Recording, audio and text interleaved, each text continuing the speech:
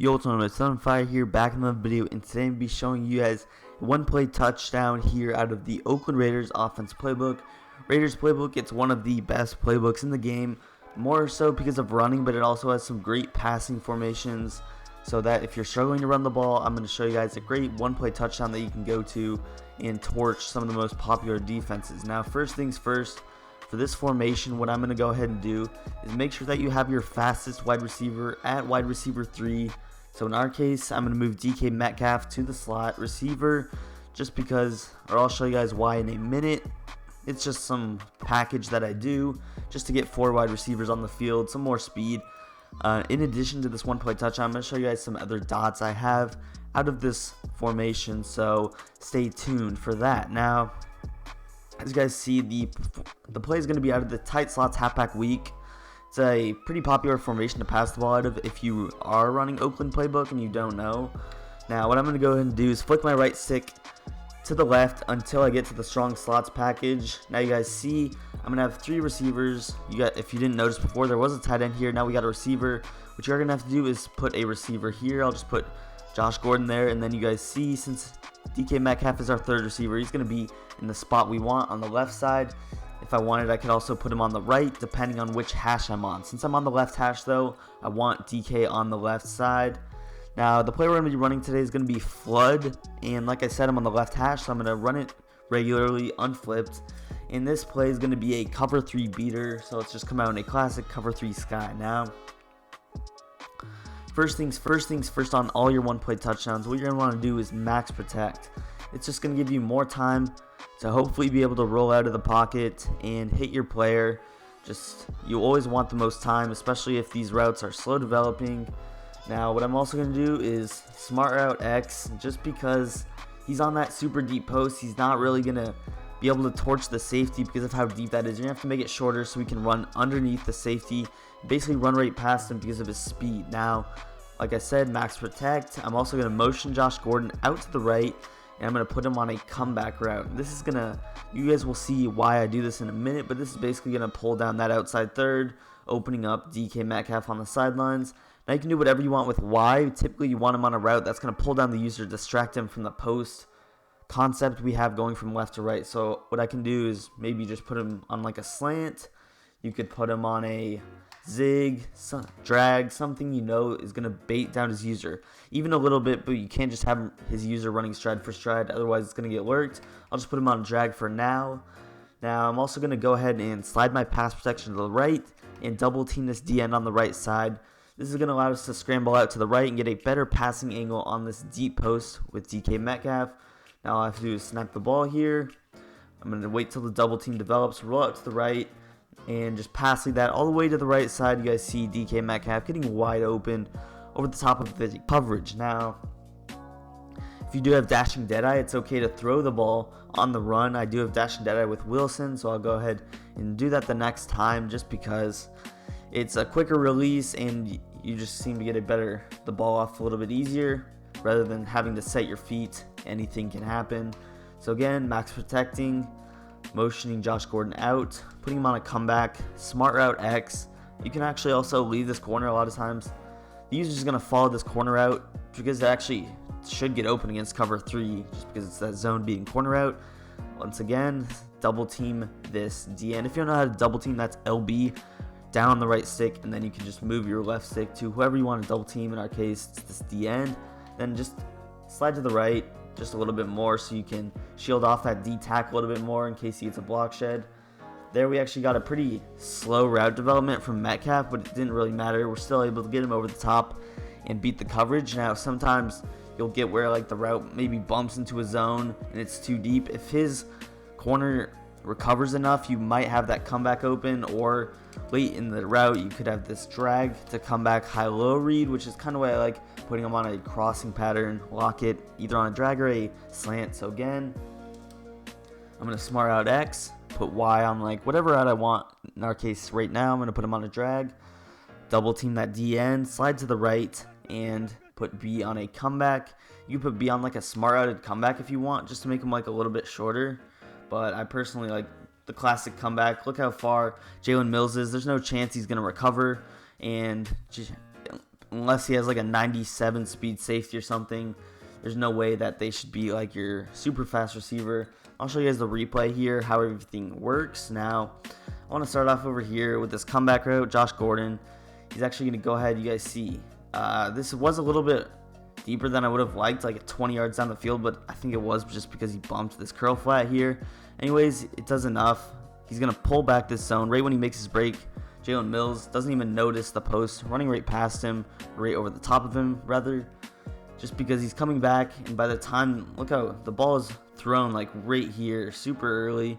It's thrown way earlier than that. And right here, you guys see Jalen Mills breaks off his route, and he has no chance. Even if you have like a Deion Sanders to click on and make a play on that, he's 10 yards past him. So super glitchy. Those comeback routes are great. Pull down routes, I use them for almost every one play touchdown, unless you have like a corner route that does the job as well. So again, I'm going to smart out X, be on a comeback.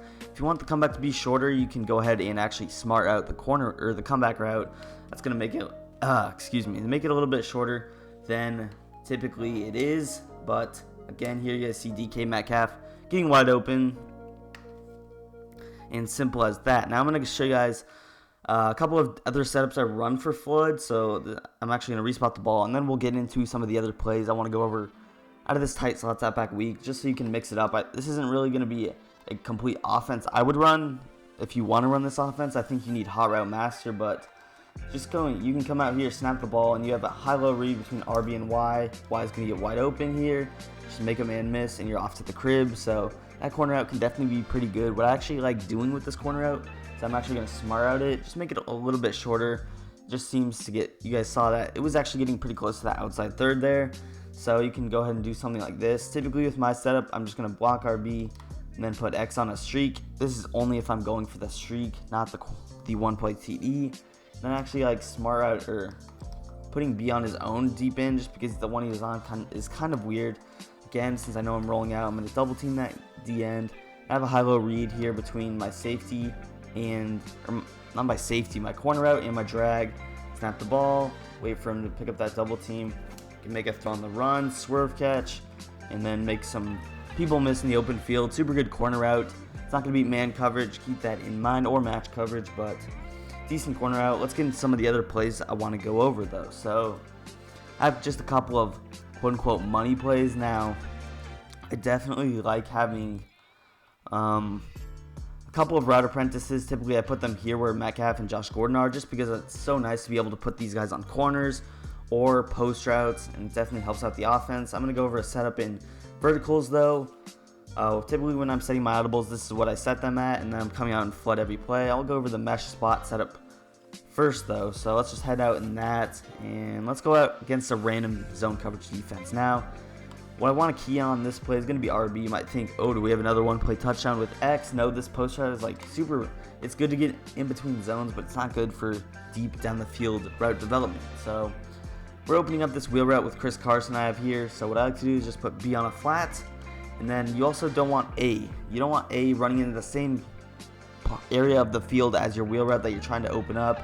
You can put him on a streak if you want, or you can just block him. Now you're also trying to open up X. So what I do is smart out X.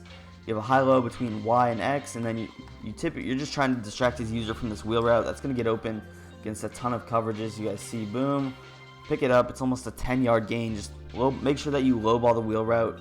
Typically, I like to pass lead down, actually, just because you don't want to pass lead him up, force him into a hit stick.